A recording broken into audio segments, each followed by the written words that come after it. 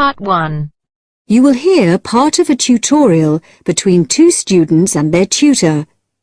The students are doing a research project to do with computer use.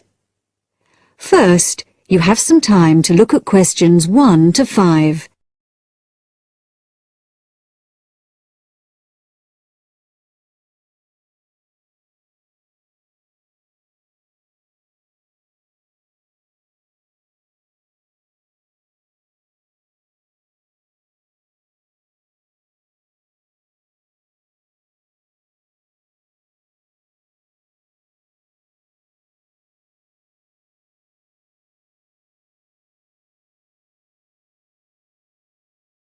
Now listen carefully and answer questions 1 to 5. Dr. Barrett? Sammy, come in. Is Irene with you? Yes. Good. Sit down. Right, we're looking at how far you've got with your research project since we last met. You decided to do a survey about computer facilities at the university, didn't you? That's right. We decided to investigate the university's open access centres and, in particular, the computer facilities. Lots of the students are having trouble getting access to a computer when they need one, so we thought it would be a useful area to research. Good, fine. It's not a topic anyone has looked at before, as far as I know, so it's a good choice. So, what background reading did you do? Well, we looked in the catalogues in the library, but we couldn't find much that was useful. It's such a specialised subject, hardly anything seems to have been published about it. And as well as that, the technology is all changing so quickly. But the Open Access Centre has an online questionnaire on computer use that it asks all the students to do at the end of their first year, and the supervisor gave us access to that data, so we used it as a starting point for our research. It wasn't exactly what we needed, but it gave us an idea of what we wanted to find out in our survey. Then we designed our own questionnaire. And how did you use it? We approached students individually and went through our questionnaire with them on a one-to-one basis. So you actually asked them the questions? That's right. We made notes of the answers as we went along, and actually we found we got a bit of extra information that way as well, about the underlying attitudes of the people we were interviewing, by observing the body language and things like that.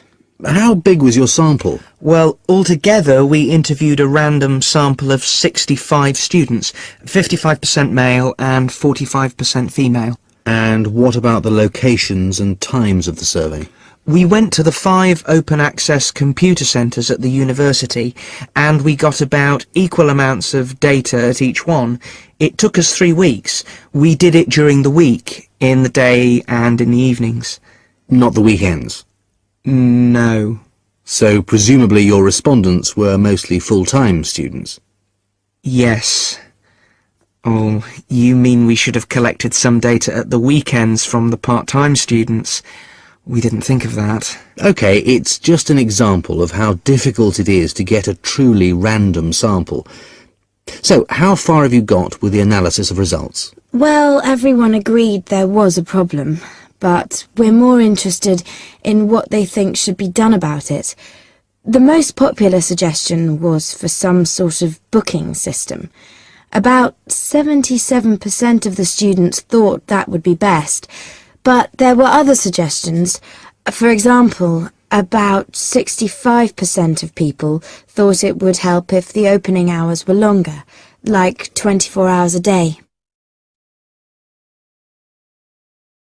Before you hear the rest of the talk, you have some time to look at questions 6 to 10.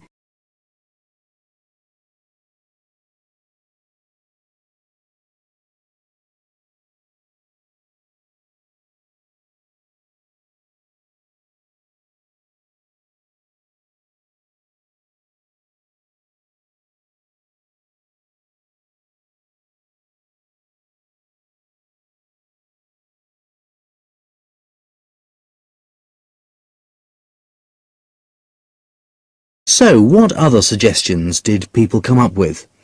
Well, actually, the main reason why people can't get to a computer is because so many students are using them for personal emails or just surfing the web. So one solution would be to have some computer rooms for recreational use and some for people to do serious work in. The trouble is, quite often people do their work, then they want to check their emails. And it would be a nuisance if you had to get up and go to another room and log on again just for that. Another problem is that during the day, tutors book whole blocks of computers for complete sessions, so several people said there should be restrictions on block bookings. But the trouble is, the classes need the computers. There's nothing else they can use. Some people said the whole problem would be solved if the university would just buy more computers, but other people said it might make things better for a bit, but it wouldn't really solve the problem permanently. You can't just solve the problem by throwing money at it. And with the suggestion that the computer room should stay open round the clock, some people did point out that there'd have to be someone around all the time to make sure the equipment didn't get stolen, especially at night. So a booking system seems to be the best suggestion. Yes. Apparently some universities have a sort of queuing system. It means the staff at the open access centres have to organise it, but people say it works quite well. You go along, and if there isn't a computer free just then, you're given a numbered ticket, and then when your number is called out, you have the next available computer. Or it can be done electronically as well, but that's more complicated, and it isn't really necessary. Good. So, now let's discuss... That is the end of part 1. You now have half a minute to check your answers.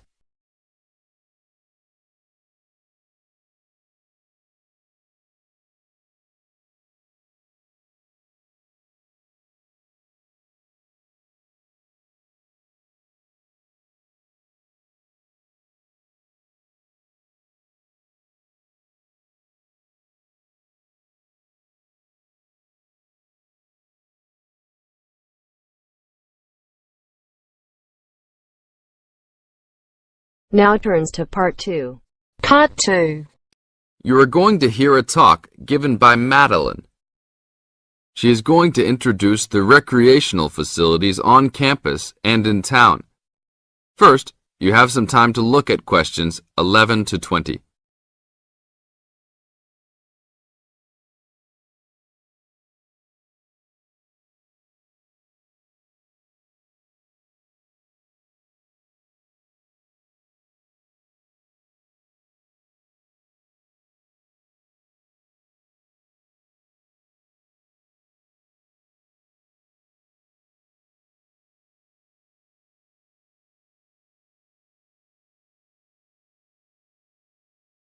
As you listen to the talk, answer questions 11 to 20.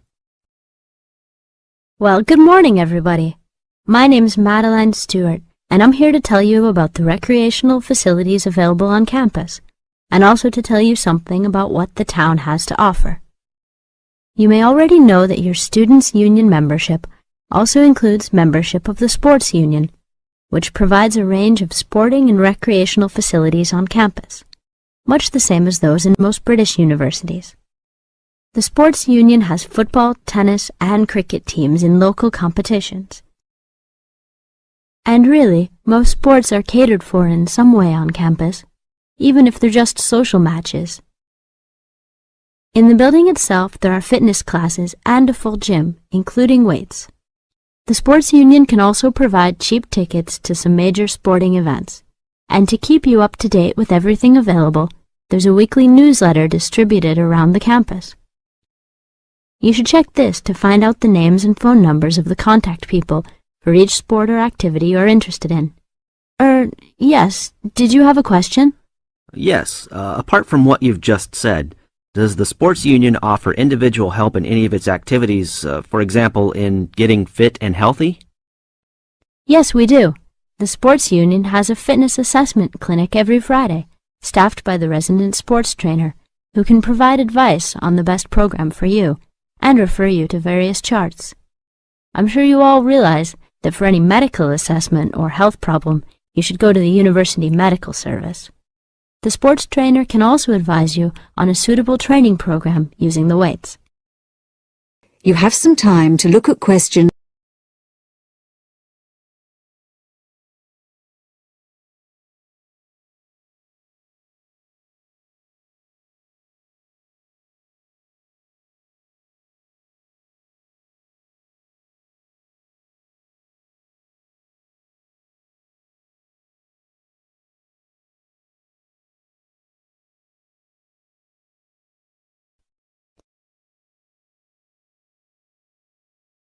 And now on to Ashbury.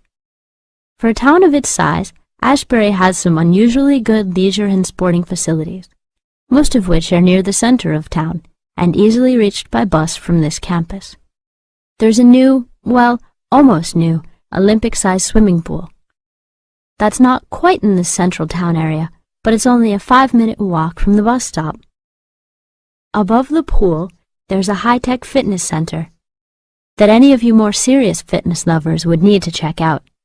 Then, in the center of town, there's a sporting complex called the Anderson Center, which contains squash courts and facilities for a number of other indoor sports, such as basketball.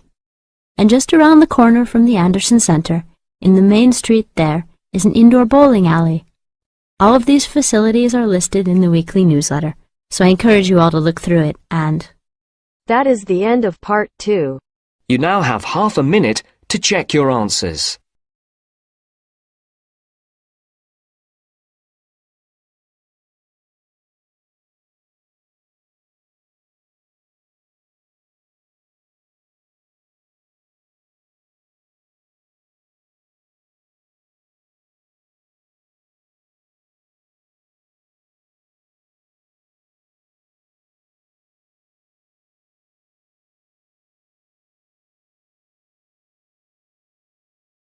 Now turns to part 3. Part 3. You will hear a conversation between a tutor and two students who are preparing for an English literature test. First, you have some time to look at questions 21 to 24.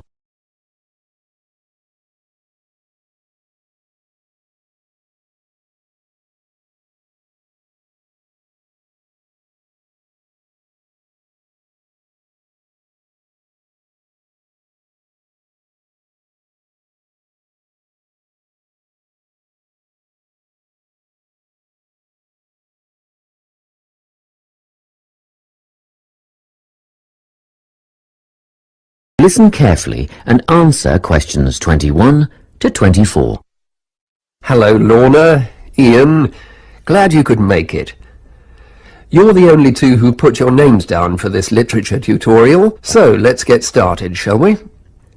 I want to run over some aspects of the novel The Secret Garden with you before the test next week. Be sure to take some notes and ask questions if you need to. Hey, Lorna, have you got a spare pen? Sure, here you are. Okay, so the story follows two key characters. You should refer to them as protagonists, who go by the names of Mary Lennox and Colin Craven. The story is set shortly after the turn of the 20th century, and the narrative tracks the development of the protagonists as they learn to overcome their own personal troubles together. That's quite a common storyline, isn't it? Yes, you're right, Lorna. So what can you tell me about the character of Mary? Well, in the beginning, she is an angry, rude child who was orphaned after a cholera outbreak and forced to leave India and move to the United Kingdom to her uncle's house in Yorkshire. That's right. And there she meets Colin, who spends his days in an isolated room, believing himself to be permanently crippled, with no hope of ever gaining the ability to walk. The two strike up a friendship, and gradually learn, by encouraging each other, that they can both become healthy, happy and fulfilled in life. Will we need to remember a lot of these details for the exam? Just the basic outline. Examiners don't want to read a plot summary. They know what the book is about. Focus on narrative techniques instead, such as point of view. What's that mean? It's all about how we see the story. This story, for example, is written from the perspective of what is called an omniscient narrator. Omniscient means all-knowing. So, as readers, we get to see how all the characters feel about things, what they like and don't like, and what their motivations are in the story. Before you hear the rest of the conversation, you have some time to look at questions 25 to 30.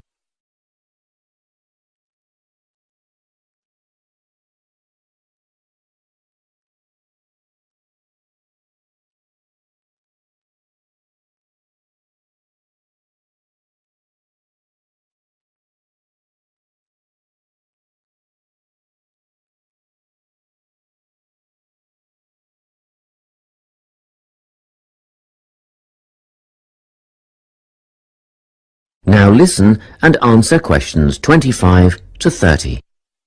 Won't it be hard to write a technical analysis? After all, it's a kid's book. Well, it was initially pitched at adults, you know. But over the years it has become seen as a more youth-orientated work. And you're right in a sense. The simple vocabulary and absence of foreshadowing make the story very easy to follow and ideally suited for children. But that doesn't mean there isn't much to analyse. Look at the symbolism, for instance. Symbols are things, right? Material things like objects that stand for abstract ideas. Absolutely, yes. And the author uses many of them. There's the robin redbreast, for example, which symbolises the wise and gentle nature that Mary will soon adopt. Note that the robin is described as not at all like the birds in India. Roses are used as well, as a personal symbol for Mistress Craven. You'll see they're always mentioned alongside her name, and Mistress Craven's portrait can also be interpreted as a symbol of her spirit. Are symbols just another name for motifs? No, motifs are a bit different. They don't have as direct a connection with something the way that a symbol does. Motifs are simply recurring elements of the story that support the mood. Are there any in this novel? Yes, two very important ones. The Garden of Eden is a motif. It comes up a few times in connection with the garden of the story. And then you've got the role that secrets play in the story. In the beginning, everything is steeped in secrecy, and slowly the characters share their secrets, and in the process move from darkness to lightness, metaphorically, but also, in the case of Colin, quite literally. His room in the beginning has the curtains drawn, and he appears at the end in the brightness of the garden. Anything else we need to know about? Yes. Nearly all novels explore universal concepts that everyone has experienced. Things like love, family, loneliness, friendship. These are called themes. The Secret Garden has a few themes that all centre on the idea of connections. The novel explores, for example, the way that health can determine and be determined by our outlook on life. As Colin's health improves, so too do his perceptions of his strength and possibility. The author also examines the link between our environment and our physical and emotional prosperity. The dark, cramped rooms of the manor house stifle the development of our protagonists. The garden and natural environments allow them to blossom, just as the flowers do. Finally, this book looks at connections between individuals, namely Mary and Colin. This necessity of human companionship is the novel's most significant theme, because none of their development as individuals would have occurred without their knowing each other. Well, that about sums it up, I think. That's a great help, thanks. Yes, thanks very much. That is the end of part 3. You now have half a minute to check your answers.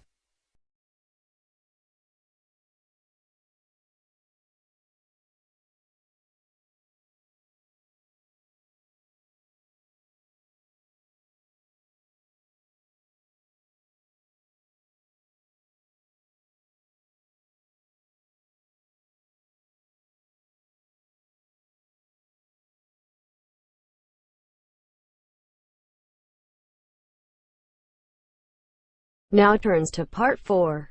Part 4. You will hear a talk on the effect of architecture on people's mood.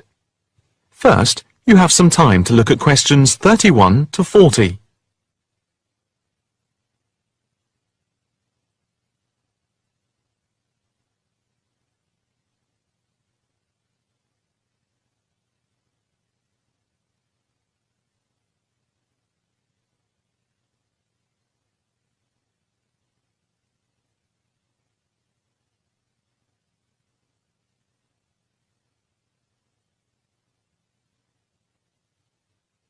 Now listen carefully and answer questions 31 to 40.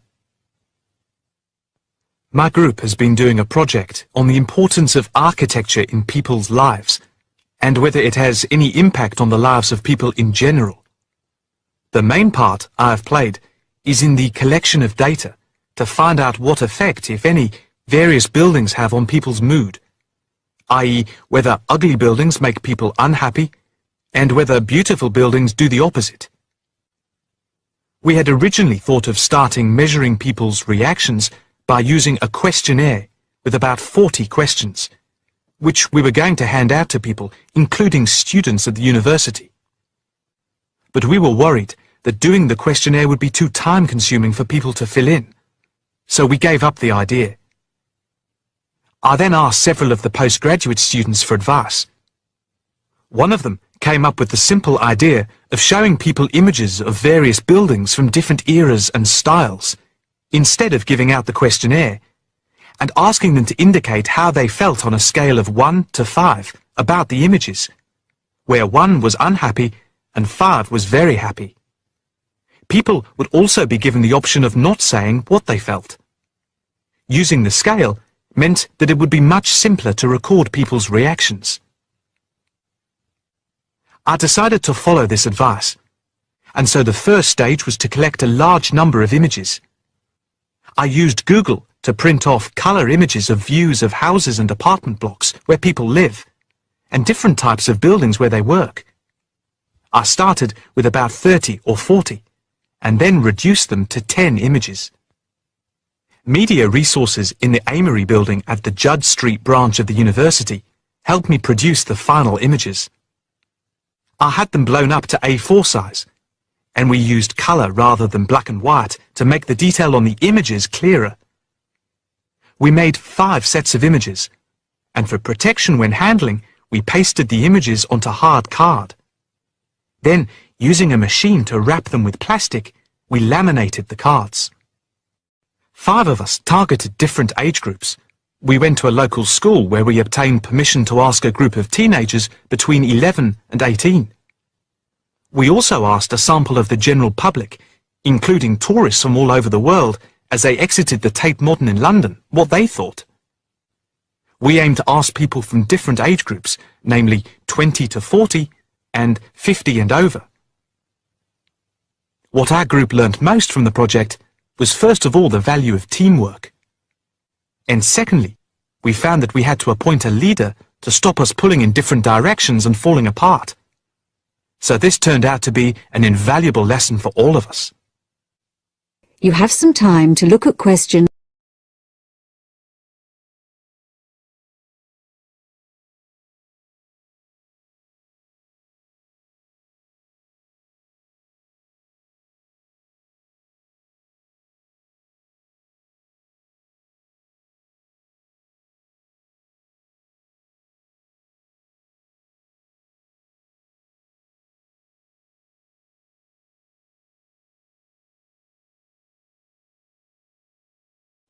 As to the findings, for us they proved intriguing. In the end, the sample consisted of 311 respondents. I thought initially that people wouldn't be interested in taking part. With the youngest age group, their reaction was very mixed. It was clear that the youngest group had no pattern of preference at all, as they frequently gave no reaction to the pictures. For the 20 to 40 age group, we found that they tended to score more in the middle range, around 3. We found that out of the 3 groups, the most likely to be favourably affected by the images, that is, they were more likely to score the images as 5, were those aged 50 and above. And nobody in this age group failed to say what their reaction was, which was unique for the 3 groups. In total, I have to say that about 71 people indicated that they had no reaction at all to an image. Our general conclusion is that we need to find out more about why people react as they do, by perhaps giving them a chance to give reasons for their decisions. I would like to finish there and give my teammates a chance to add anything I've missed or take any questions or suggestions. That is the end of part 4. You now have half a minute to check your answers.